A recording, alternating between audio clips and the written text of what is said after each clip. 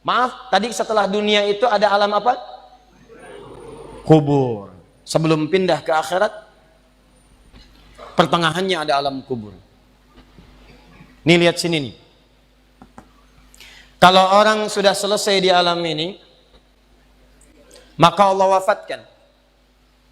Kullu nafsin dha'iqatul maut. Setiap yang punya jiwa akan kedatangan maut.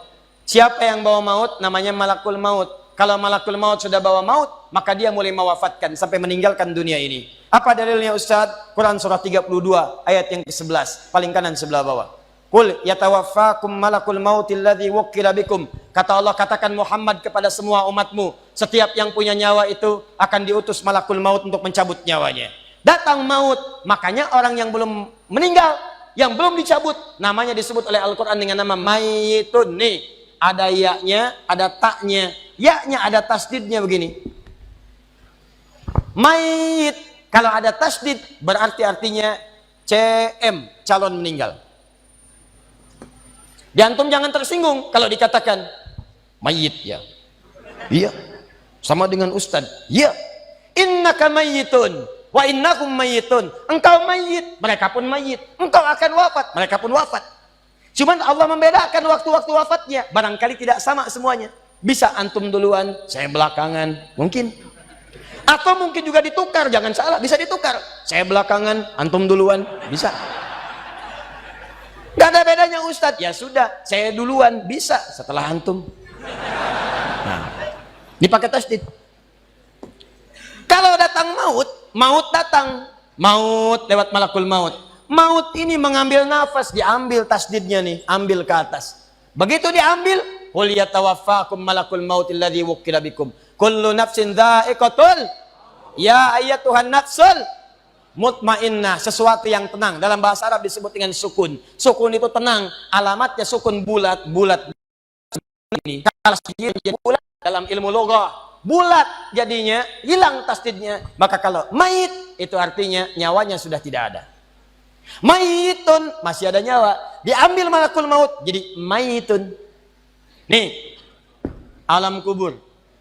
Begitu pindah ke sini, datang malakul maut, dicabut nyawanya, maka diwafatkan, ditinggalkan dunia ini. Maka orang mengatakan telah meninggal dunia. Artinya apa? Ditinggalkan dunianya. Lihat sini, fokus. Karena alam kubur beda sifatnya dengan dunia, lain tempatnya, lain keadaannya, maka lain pula bekalnya. Jangankan alam kubur, beda tempat di dunia saja sudah beda keadaannya. Anda orang Indonesia ingin datang ke Malaysia, kalau bekalnya tidak ada Anda bawa, tidak akan mungkin Anda bisa masuk. Apa di antara bekalnya? Ada paspor yang mesti distempel begitu masuk imigrasi. Pergi lebih jauh lagi, misalnya saya pengen ke Australia, maka Anda harus ngajukan untuk mendapatkan visa. Lebih jauh ke Amerika, visanya bisa lebih sulit lagi.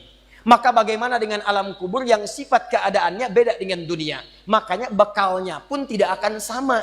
Jadi kalau Anda cuma mengumpulkan bekal dunia, maka semua bekal itu akan ditinggalkan saat di dunia.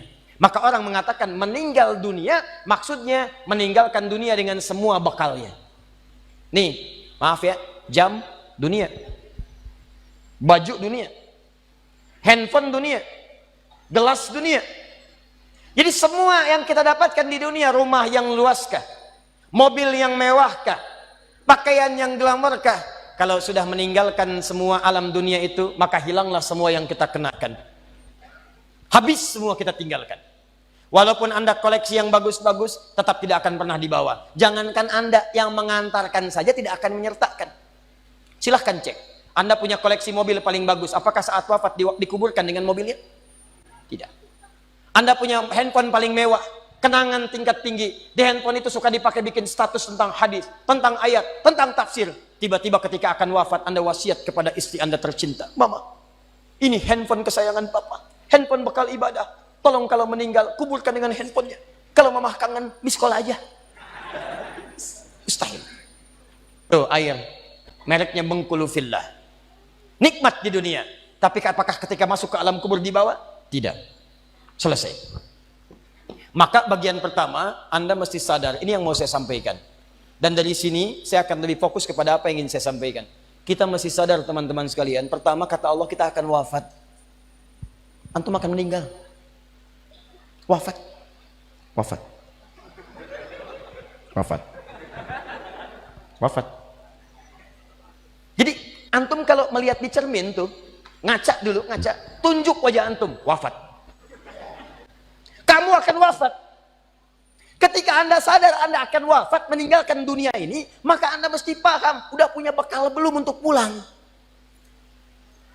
Udah punya persiapan belum? Jangan-jangan Anda sibuk menyalakan rumah dunia Anda. Begitu padam listriknya, sibuk telepon PLN, telepon ini, telepon itu. Masuk ke alam kubur nggak ada cahaya, mau PLN mana yang dihubungi? PLN yang datang malaikat mungkar. Man rabbuka? Siapa Tuhanmu? Siapa nabimu? Apa kitabmu? PLN. Gelap. Gelap dan gelap. Karena itu orang-orang yang tidak siap dengan kehidupan berikutnya, maka mohon maaf, dia akan merasa ketakutan ketika meninggalkan dunia ini. Bahkan ada yang saking takutnya, malaikat langsung bergerak untuk memaksa dia cepat meninggalkan tubuh dunianya. Muncul Quran surah ke-8 ayat ke-50. Kata malaikat, akhriju anfusakum. Kamu ini susah banget pulangnya, maka dipukulin oleh malaikat. Pukul, pukul, pukul, pukul. Teman-teman, karena alam kubur itu bekalnya bukan bekal dunia, maka Anda tidak akan pernah bisa membawa cahaya dunia ke alam kubur.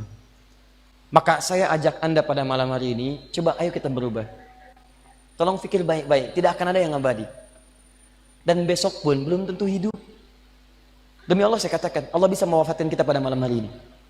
Saya cuma mau tanya sebentar aja merenungkan. Tolong tanya pertanyaan saya ini, tanyakan pada diri Anda sebelum tidur.